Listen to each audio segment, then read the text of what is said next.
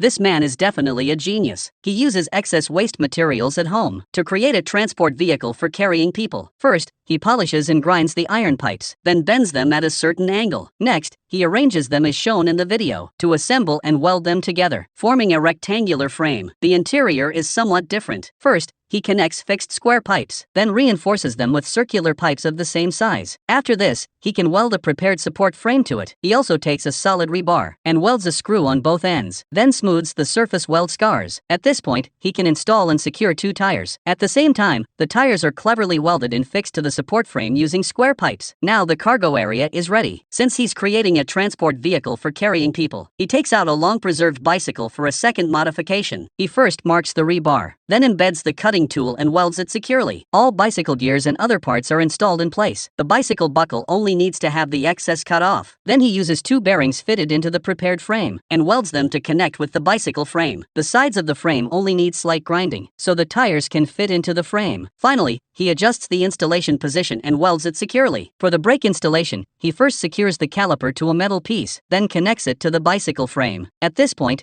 only slight adjustments to the brake line are needed. The next step is to assemble the vehicle with the cargo rack. First, he removes the front wheel of the modified bicycle, then splits a hollow circular pipe in half to connect with the cargo rack. Since the front frame of the bicycle is relatively weak, he adds a protective plate for separate connection. Now the vehicle's center of gravity is very unstable due to the rearward positioning, so he has to cut it open and uses iron plates to extend and weld it for reinforcement. Now let's see if the modified effect is perfect. Considering he usually transports heavy objects, he needs to reinforce the connection between the cargo rack and the bicycle to avoid accidents during transit. Finally, after beautifying it with paint, a creative cargo transport bicycle is completed. What do you think of his creativity? On a scale of 10, how many points would you give him?